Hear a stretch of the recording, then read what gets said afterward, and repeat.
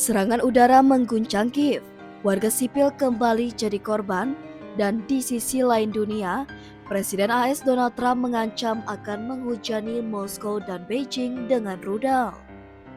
Inilah realita perang Rusia-Ukraina Juli 2025. Ketika harapan perdamaian bertabrakan dengan dentuman drone bersenjata di langit ibu kota Ukraina. Kamis dini hari, 10 Juli 2025, suara ledakan keras menggema di atas langit Kiev.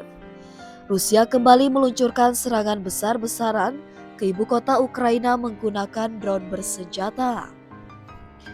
Menurut laporan dari wali kota Kiev, Vitali Klitschko, pesawat tanpa awak milik Rusia terus mendekati kota dan memicu gelombang kepanikan warga sipil. Setidaknya 2 orang tewas dan 13 lainnya luka-luka dalam serangan kali ini. Kebakaran besar juga melanda sejumlah apartemen dan bangunan non-hunian. Wartawan AFP yang berada di Kiev mendengar ledakan berulang kali sepanjang malam. Langit dipenuhi cahaya dari sistem pertahanan udara Ukraina yang berusaha menangkis gelombang drone Rusia. Puluhan warga berbondong-bondong turun ke stasiun metro bawah tanah, tidur di atas tikar, menenangkan anak-anak, dan memeluk hewan peliharaan mereka sambil menunggu serangan berakhir. Daerah Shevchenkivsky yang terkenal dengan restoran, galeri seni, dan bar mahasiswa mengalami kerusakan signifikan.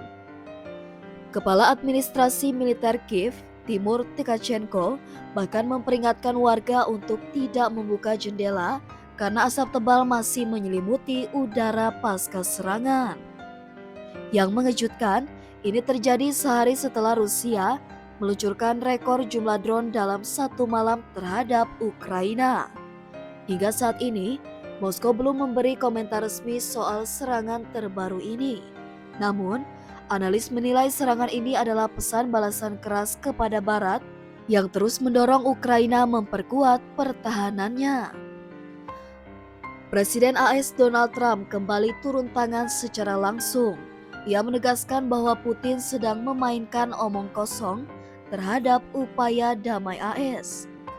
Trump juga mengirim tambahan rudal roket bergerak dan peluru artileri ke Ukraina dalam beberapa hari terakhir sebagai bagian dari strategi mendorong Moskow ke meja perundingan dengan tekanan militer. Tak hanya itu, Trump bahkan mengancam akan membombardir Moskow dan Beijing jika mereka terus mengacaukan stabilitas global.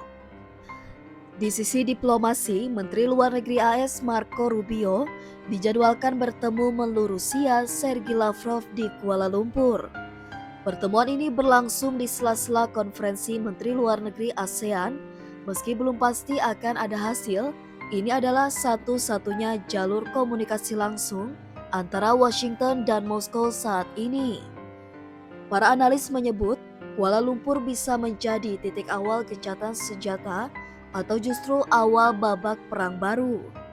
Meski Ukraina mendapat dukungan senjata dari AS dan NATO, kondisi di lapangan menunjukkan kerapuhan pertahanan sipil di kota-kota besar seperti Kiev. Serangan udara hampir setiap malam membuat warga hidup dalam ketakutan permanen. Stasiun bawah tanah menjadi tempat tinggal darurat, sekolah, rumah sakit, bahkan apartemen tak luput dari serangan. Ukraina bertahan, tapi pertanyaannya, sampai kapan?